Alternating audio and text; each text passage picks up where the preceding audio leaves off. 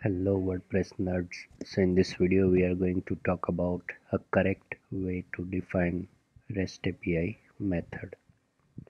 So if you are new to this video and you don't know how to create custom REST API, then I would suggest to watch my WordPress REST API playlist first and then come back on this video. Otherwise, if you know what you are doing, just keep watching this video.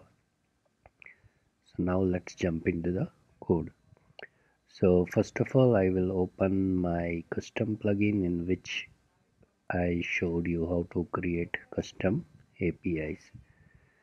So this is the custom plugin, and inside the custom plugin includes custom API.php.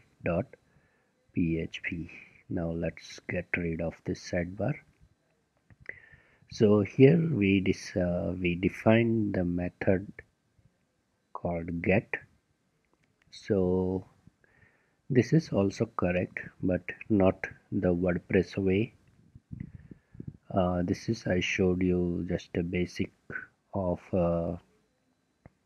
creating custom REST APIs, so I used this. But correct way to define method in REST API is you can get it from this file. So this file is inside WP includes REST API class WP REST server.php. So WordPress has defined a constant for all different type of methods. So let's see that method. So for get we have to use readable. For post we have to use creatable. Post put patch we have to use editable. To delete deletable. And if you are not sure, then all methods. But our REST API was depend on get method.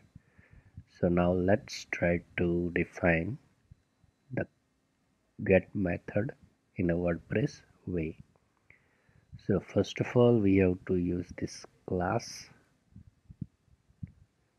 and then this symbol, and then we have to use readable if your method is get, like this. So correct. So this is the correct way to define methods. And if your method is post, then use creatable, and so on. I'll keep readable as our method is get, and that's it. So this is how you have to use WordPress constant to define methods. This is also not wrong if we use just simply get.